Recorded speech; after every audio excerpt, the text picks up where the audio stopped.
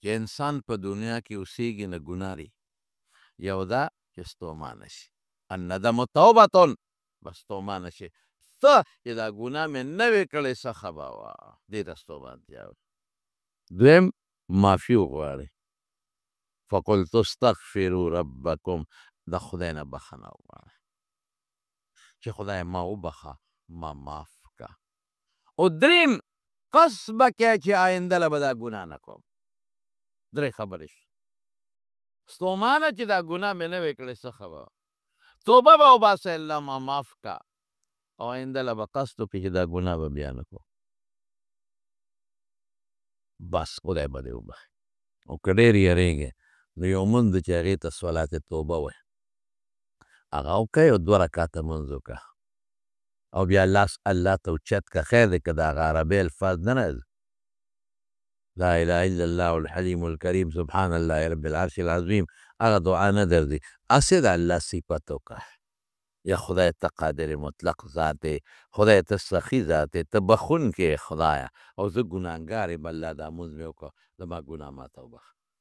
الفاظ نه راځي پروا نشته، بس د خدای لږ صفتونه وکړه، ووایې چې زه ګناهګار یم، زه ګناهګار یم، ما ګناه کړې ده، ما معاف که، الله به دې معاف. نو توبه باندې الله ډېر خوشحالېږي. مولانا روم صاحب رحمت الله علیه یو واقع لیکلې ده.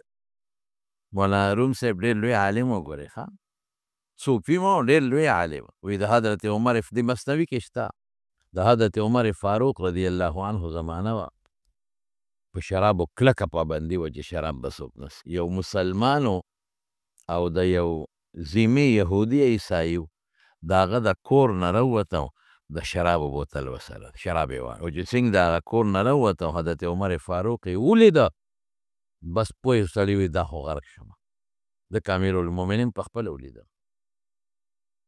یو خدای چې بل څوک را باندې ګوی وکړي، نه امیرالمؤمنین په خپله ولیدم، او عمر هغه له خو خدای دومره روب ورکړی چې خلک به ترې لړزېدل. په بخاري شریف کې راځي عبدالله ابن عباس غوندې سړی صاحب، د عباس رضی الله عنه زوی، د حضور پاک د تره زوی دی عبدالله ابن عباس، او د پیغمبر مبارک خدمت یې کړی دی، او خلکو بیا ډېر قدر او عزت کو. پیغمبر مبارک ورته د علم او د حکمت دعا کړې ده. او په بخاري کې راځي وي یو مسله کې مې سودا وه، او دا مسله به د عمر نه بل چاته نه وه معلومه، و یو کال په دې سوچ کې وم چې د عمر نه به دا تپوس څنګه کوم، یو کال. نو یو ځل ورسره په سفر باندې روان وم، نو یو دسمات یې لته، نو ما ورسره لوټه واخیسته، نو یې په لارې طبیعت برابر و، نو ما ورته وویل چې صاحب یو کال وشو، او تا نه یېرېږم، تپوس ته نه نشم کولی. 2 ښځې تتوبه الی الله چې قرآن شریف کې راځي قد صغت قلوبکما، نو دا کومې ښځې وې؟ وی ما ته یې ویل چې ابن عباسه یو کال ما نه یېرېږې، تپوس ته شې کولی چې د دین مسله درته نه معلومه، او تا ته پته چې ما سره شته، فوري تپوس کوه، او جواب یې راله راکړه. دومره هیبت و د حضرت عمر فاروق رضی الله عنه. سړي وي دا خو ما شراب بوتل لاس کې دی، عمر ولیدم اوس به څه کېږي. یو خبره به درته وکړم، ګورې شراب هم نن ډېر عام دی ښه، بس د پیغمبر مبارک وینا ده چې قیامت به راځي نو، او د قیامت نه مخکې به دا نښې خامخا پیدا کېږي، او کوشش به مونږ کوو چې د هغې نښو مصداق مونږ ونه ګرځو، بس چې دا په مونږ کې خدای را پیدا نه کړي دا نښې. دا غټ خطرناک جرم دا دی چې دا نښې په مونږ کې پیدا شي، او د دې ګناه دپاره مونږ استعمال کړو. راشه کوله او شرابونه خرڅېږي، قسم په خدای دا لوی لوی خلک کوله په خپلو خادو کې او په ودونو کې او د شپې لګیا دی شرابونه څښي، هېڅ پروا نشته. او په نوره دنیا کې پاکستان کې خو لا بیا هم پابندي ده په شرابو. ورشئ تاسو په نوره دنیا کې وګورئ نو حیران به شئ. په ازبکستان کې کوله او شراب، کوله او بلکې زه ډېر ناشنا دا وه چې تاشقند ایرپورټ باندې مونږ راتلو، لاهور ته فلایټ و زمونږ، نو د مانځه وخت و، نو په ټول تاشقند ایرپورټ کې جومات نشته چې مونږ پکې لمونځ وکړو. نو مسلمانانو مې وروسته ازاد شوي، ټول ایرپورټ کې جومات نشته. مونږ وی مونځ کوم ځای وکړو؟ وی جومات نشته، او هلته بې د جومات نه بار په میدان په مونځ پابندي ده، داسې په سړک باندې په فرش باندې مونځ نشي کولی. پولیس دې اوچتوي چې دلته به مونځ نه کوې، خو د مونځ خپل ځای دی هلته یې کوه. ټول ایرپورټ کې د مانځه ځای نو. هلکه دا به د مونځ سره څه کوو؟ وایي یو وایي دلته مه کوه، بل وایي دلته مه کوه. ما ملګري ته څادر واچوه سړیه، موږ نه مونځ قضا کېږي، خپل کار به کوي، پولیس ته یو کار سي. یو ځای کې هم څادرونه واچولو، خپل مونځ هم وکړه. خلکو راته نیغ نیغ کتل چې دا څه کوي. او دا واوره، د مونځ ځای پکې نه و، د مونځ لیکن د شرابو ځای پکې و. هلته یې لیکلي چې دا د شرابو دوکان، او که څوک شراب څکي نو دې کوټه کې به یې څکي. د شرابو د څکلو خپل ځای دی مخصوص، او باقاعده پې د پاسه لیکلي و چې شراب دلته به څکئ، په میدان به نه څکئ، دلته څکئ. مصر کې په خدای مې د قسم وي، مصر کې کوم هوټل کې چې مونږ دیرو، په کوم هوټل کې مونږ به پکې سهار ناشته کوله، کله هم پکې خوراک کو. یو ورځ داسې انګریزان ناست وو، څه نور خلک مو، هر چا ځان سره خپل بوتل راوړی، په میز ناست وو، خپل شرابونه یې څکل. هغه مصر چې صحابه فتح کړی، په دوبۍ کې ورشه وګوره، په ایرپورټ کې درته دوکانونه د شرابو کولاو دي، مکمل کولاو. او یو قسم نه، ډېر ګران دي. ما اورېدل چې بعضې شراب یو بوتل په 50,000 او په 35,000 او په 55,000 روپۍ خرڅېږي. داسې ګران شراب هم پکې شته، او دا سپېره خلک یې څکي. نو هغه هلک سره شراب و چې باره ووت.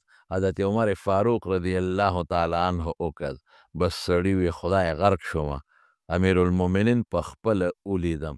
زر یې هغه بوتل نه څادر ته وکړ، او څادر یې په خپل ترخ کې کلک ونیوه، او په هلک یې په توبو ده چې خدایه نن مې معاف کړې، څه چل لاله وکړه، آینده له زما توبه ده که ما شراب وڅښل. دا ګوره مولا روم صاحب لیکلی، حضرت عمر صاحب ورپسې راتېز شو، او دا غریب رپېږي، چې رپېږي وایي ترخ کې دې څه دي؟ وایي صاحب څادر دی پکې. وباسه څادر کې څه دي؟ وایي بوتل دی. وایي بوتل کې څه دي؟ وایي پی دي. دروغ یې و. نو پی دې په لاس کې ولې نه نیسئ چې څادر کې دې بنډلي، څادر یې ترخ کې نیولی دی؟ وایي صاحب ګرم دي. دروغ خو سړي ته چل ښیي که نه، ځکه مې څادر کې منډلي دي او ترخ کې مې څادر منډلي. وایي راوباسه. د غریب وجود رپېږي چې ما خو دوه جرمه وکړل، یو شراب دی، بل مې دروغ ووایي چې پی دی او ګرم دی. اوس به و چې دا پی و، خو چې څنګه یې څادر د ترخ نه راوایسته او څادر یې لرکو، او بوتل دست شو چې په ځمکه دې پرېوته، او چې پرېوته نو پی ترې روان شو، پی او بلاس ترې خېږي، او بوتل هم ګرم دی. سړی هم حیران شو. حضرت عمر فاروق رضی الله عنه ویل لکه وایي ما خو ولیدل چې دا یخ بوتل دی په لاس کې نیولی، بوتل نه خود بړز دی، او ما ته پته وه چې دا شراب دی. دا څه مسله ده؟ جادوګرې که څه مسله ده؟ وایي صاحب معافي خو به کې که نه؟ وایي بلکل معافي، اسم درته نه ویم خو هله ووایه. وایي قسم په خدای د دې کور کې مې شراب واغېستی، ښه یخ پخ و، لاس کې مې ونیول، خو چې ته مې ولیدې یره راباندې راله، نو بوتل مې په څادر کې ونغښته، او څادر مې په ترخ کې ومنډه، خو د زړه د اخلاص نه مې توبه وایسته. الله زما په توبه دومره خوشحاله شو چې هغه شراب یې راله په پیو باندې بدل کړل. حضرت عمر فاروق رضی الله عنه ورته څه وایي؟ دا هم واوره. حضرت عمر صاحب ورته وایي هېڅ د تعجب خبره نه ده، شراب هم یو بېدونکي شی دی، او پی هم بېدونکي شی دی، عرب ورته سیال وایي. نو که یو شی په بل بدل شو، خیر دی، پروا نشته، پی په شملو بدلېږي. خو حیران په دې یم چې دا په ترخ کې د ګرم چا کړل، دا په څه باندې ګرم شو؟ الله د هغه په توبه دومره خوشحاله شو، دومره مضبوطه حیا وله راوسته چې هغه دروغ یې وله په رښتیاو بدل کړل. دومره لوی ولي تې په لږ ساعت کې خدای جوړ کړ. دا تې خدای یو ولي جوړ کړ چې ته دروغ، دا دروغ درله په رښتیاو بدلوم. تا وې پی دي، پی مې دې جوړ کړل، تا وې ګرم دي، په دا ترخ کې مې درته ګرم کړل. دومره الله د مسلمان په توبه خوشحاله. تمارونو توبه، بس توبه څه شي؟ زه عاجز یم خدا، د خپلې عاجزۍ اظهار. ما ګناه کړې ده. دنیا کې چې څوک د چا در له لاړ شي که نه، او ورته کښېني چې یاره ما دا ستا غلطي کړې ده او ما ګناه کړې ده او ما معاف کړه، نو د هغه زړه خوشحاله شي که نه شي؟ بعضې سپېره خو بیا هم بخل نه کوي، خو چې کم کې انسانیت او مسلماني وي خوشحاله شو. بس ته زما در له راغی او تا معافي غوښته. داسې خو زه هم ګناهګار یم، د خدای در له زه معافي غواړم، نو ما به الله نه معاف کوي، زه معاف مې کړی. دا سړی خوشحاله شي، او ماله کور له راغی، خلکو ته مې ماله صاحب کور له راغی، خلکو ته مې مانې معافي غوښته. نو الله خو حقیقي مالک او حقیقي بادشاه دی، حقیقي لوی دی، که نه مونږ کمزوري یو. چې د زړه د اخلاص نه دی ورته توبه وویسته، معاف وویست. مشهوره واقعه ده، ما څو ځله کړې ده. یو سړی به د بیت الله طواف کو او په طواف کې لګیا او چغې والې لبیک اللهم لبیک لبیک اللهم لبیک، او هغه له به د غیبو نه اواز راته لا لا لا لا لبیک، ستا را لبیک نه قبلېږي. یو عالم ورسره یو بزرګ په خوا کې روان و، وایي دا اواز اورئ، دا تا ته چې وایي لا لبیک، وایي او وایي دا د کله نه؟ وایي دا خو کلونه وشو چې زه دا لبیک وایم او ما ته هم دا چغه راځي چې لا لبیک، ستا لبیک نه قبلېږي. دا خو بمبې ځل نه دی، دا خو کلونه زما وشو چې داسې اواز اورم. نو وایي چې نه قبلېږي ځان څه له کړی، ځه کور ته که نه قبلېږي نه، نو څه له لبیک چغې وایې. نو سړی ورته وایي ما خو ګناه کړې ده، ما خو غلطي کړې ده، نو د خدای دې در له راغلی یم او چغه ورته وایم چې لبیک خدای تا ته حاضر یم، لبیک الله تا ته بار بار حاضر یم. دا د خدای در دی، دلته راغلی یم او چغه ورته وایم. نو چې دلته نه قبلېږي نو ته راته بل در وښایه چې هلته لاړ شم. چا نه غلطي وشي خو د بل در له لاړ شي که نه. ما ته خو دا در معلوم دی او دې له رالم او خدای ته چغه وایم، دلته نه قبلې بل در وښایه شابه چې هلته لاړ شم، هلته ورته چغه وایم، خو پرېږدم خو نه دا خپل د تر مرګه پورې به ورته همدا چغې وایم. چې دا ټکي ووایي نو چې بل ځل ده بیا وي لبیک، نو دوه ځله به وله اواز راته لبیک لبیک، فرشتو به ورسره چغې والې لبیک لبیک.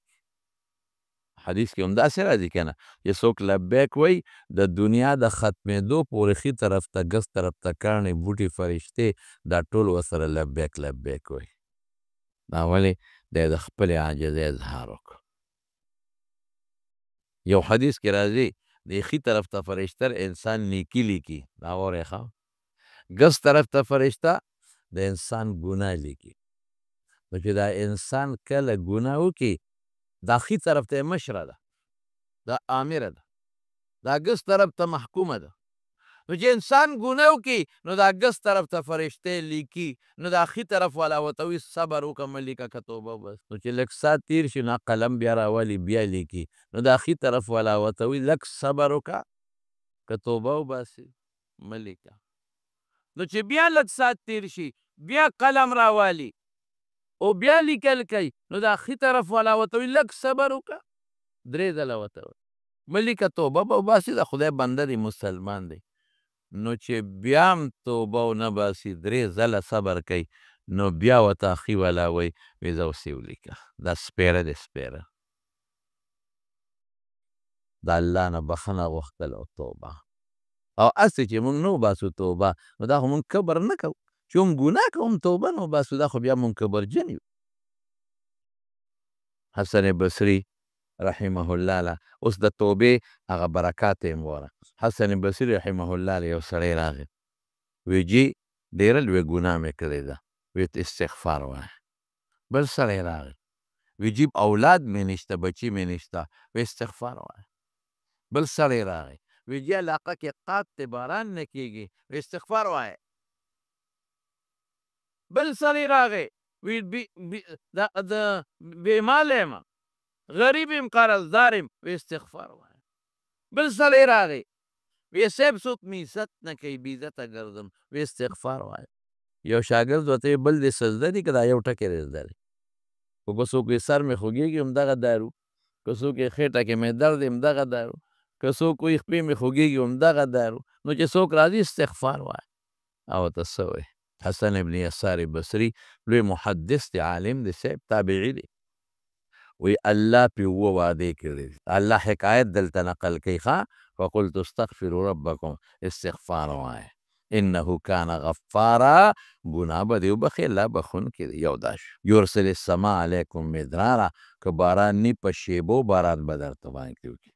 یجعل لکم جنات، باغونه به دله خدای درکړي. ویجعل لکم انهارا، دومره ځمکې چې نهرونه به بهیږي دا به له درکړي. انه کان غفار یرسل السماء علیکم مدرارا ویمددکم باموال وبنینا، مال به درکړي که غریبې، اولاد دې نه کېږي، بچي به دله درکړي.